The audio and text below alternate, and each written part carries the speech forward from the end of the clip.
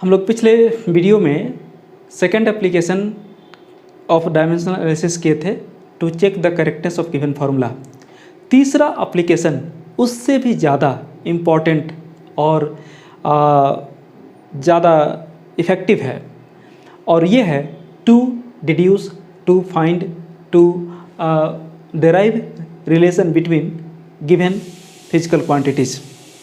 तो यहाँ पर हम लोग दो एग्जाम्पल लेकर के ही समझेंगे।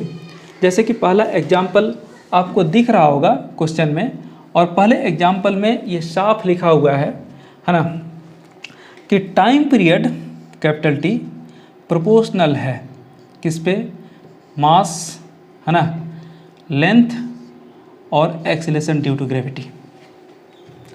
हम नहीं जानते कि ये किस पावर तक डिपेंडेंट है, उसका डायमेंशन क्या होगा। तो एनीवे हम एक काम करते हैं, सबसे पहले एक एम्पेरिकल रिलेशन लिखते हैं। प्रोपोर्शनल हटाएंगे तो कांस्टेंट आएगा। m का पावर नहीं मालूम था, a अननोन मान लिया, l का पावर b अननोन हो गया, g का पावर c, और इसको इक्वेशन नंबर 1 कंसीडर कर लिया। ओके, यानी अगर आपको a b c पता रहता, अरे a b c तो सबको पता है, हाँ a b c पता होता तो आप actual formula of time period जान पाते। ओके, सबसे पहले क्या करना है, लिखेंगे हम लोग है ना, dimensions on both side. T तो टाइम पीरियड, ओके, इसका डायमेंशन कैपिटल टी। के एक डायमेंशनलेस कांस्टेंट जो आपने इंट्रोड्यूस किया, कुछ नहीं लिखना उसके लिए। m mass capital M power A, length capital L power B, और ये हो गया LT-2 एक्सेलरेशन का जो डायमेंशन होता है। हाँ, डायमेंशन एनालिसिस में अगर आपको एक्सेल करना है तो सबसे पहले आपको सभी डायमेंशन याद होने चाहिए। अब बोलिए याद करने का तरीका, तो याद करने का तरीका मैंने एक वीडियो में बताया है, उस टेबल को 3-4 बार लिख लीजिए, आपको अपने आप मैक्सिमम नंबर ऑफ डायमेंशन याद हो जाएंगे। ओके, अभी इधर m नहीं है तो m का पावर 0 कर लीजिए, l नहीं है तो l का पावर भी 0 कर लीजिए, और t तो एक दिख रहा है तो t का पावर 1 हो गया।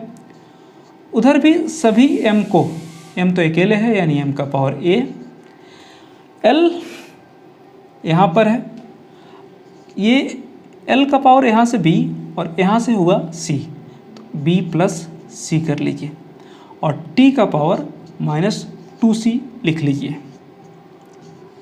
नेक्स्ट स्टेप में आपको करना क्या है, तो इक्वेट करना है। क्या इक्वेट करना है, equating powers of ml and t।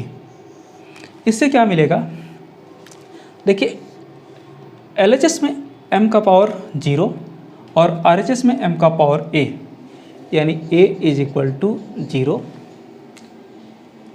LHS में l का पावर 0 और RHS में l का पावर b + c।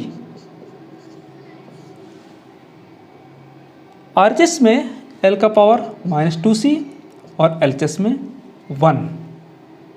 सॉल्यूशन हम यहाँ से स्टार्ट करेंगे, c = -1/2।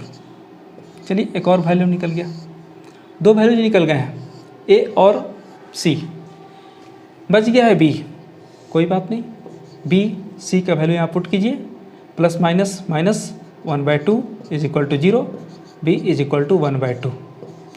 a b c का वैल्यू आपको नोन हो गया, मैंने पहले ही बताया था a b c अननोन है, ये अगर नोन हो जाए तो आपका काम हो जाएगा।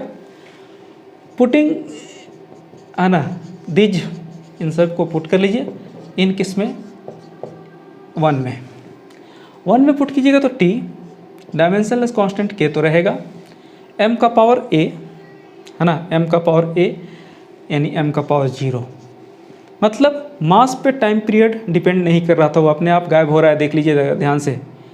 l का पावर कितना, b मतलब 1/2, और g का पावर c मतलब -1/2। यहाँ से ये हो गया k, और अगर लिखेंगे तो हम लिख सकते हैं l का पावर 1/2 g का पावर 1/2। इसको लिख सकते हैं k l/g होल का पावर 1/2, और पावर का मतलब होता है रूट, यानी रूट l/g। ये एक एम्पेरिकल रिलेशन हो गया टाइम पीरियड और length acceleration due to gravity के बीच में।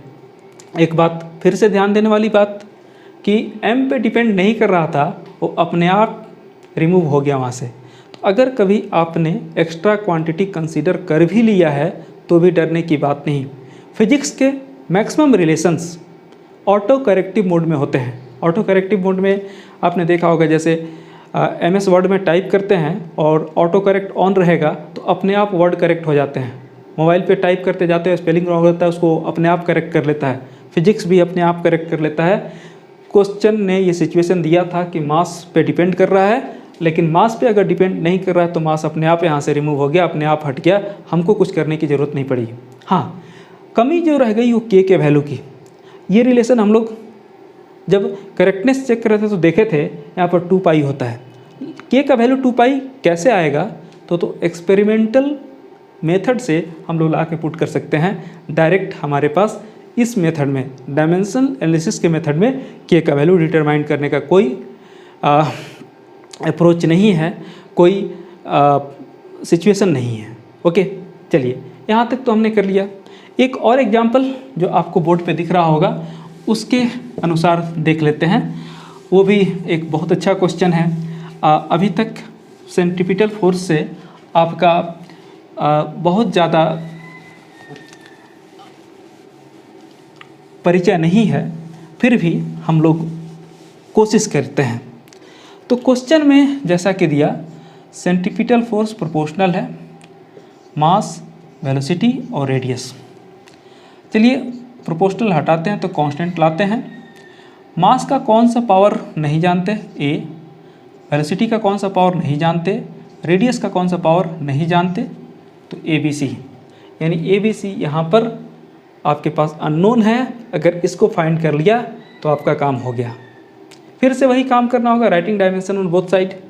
तो डायमेंशन अगर बोथ साइड लिखना है तो क्या करेंगे, फोर्स का डायमेंशन फिर टेबल देखना होगा। एक बार देख लीजिए, MLT-2 कई बार यूज़ किया है, याद भी होगा बहुत लोगों को। के dimensionless constant, no dimension, mass capital M power A। अच्छा, वेलोसिटी की बात करें, LT-2 वेलोसिटी LT-2 कहाँ से हो गया जी, LT-1 to the power B, और radius L to the power C। चलिए यहाँ पर तो ठीक है, M का पावर 1 है, L का पावर 1 है, T का पावर -2 है, लिख लेते हैं। M का पावर M एकलौता है, A होगा।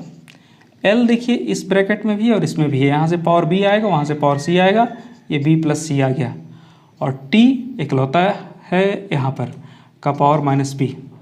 ओके, अब काम फिर से इक्वेटिंग पावर्स, पावर को इक्वेट कर लीजिए, आपका ये काम हो जाएगा। तो अगर आपने पावर इक्वेट किया तो क्या होगा देख लीजिएगा। आपको M का 1 है यहाँ पर और M का A है, यानी A का वैल्यू मिल गया 1। वाह, बड़ी जल्दी मिल गया। L का पावर B + C यहाँ पर, तो B + C = इधर 1 है, 1 लिख लिया।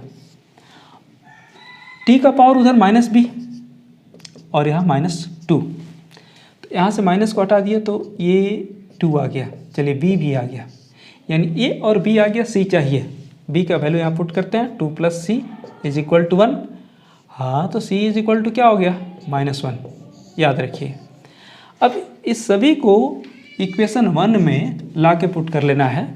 तो F = K M का पावर, अच्छा यहाँ M 0 नहीं हुआ क्योंकि मास पे डिपेंड कर रहा है सेंट्रीपिटल फोर्स, पिछले केस में 0 हो गया था, है ना। वेलोसिटी की बात करें, अभी यहाँ पर है, चलिए पुट करते हैं। वहाँ पे कितना है, B का पावर 2 तो V² और R का पावर -C मतलब -1। तो ये हो गया K M V²/R।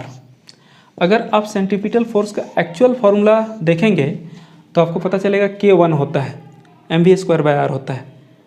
देखिए, सेंट्रीपिटल फोर्स के बारे में कोई खास इन्फॉर्मेशन हमारे पास नहीं था, हमने कोई डेरिवेशन एक्स्ट्रा नहीं किया।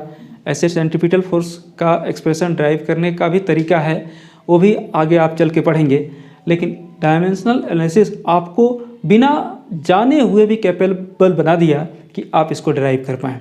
तो इसीलिए मैं बोल रहा था कि ये जो एप्लीकेशन है ये सबसे ज़्यादा पावरफुल एप्लीकेशन है, बहुत ज़्यादा आपके लिए यूजफुल भी होने वाला है। होप आपको ये समझ में आया होगा।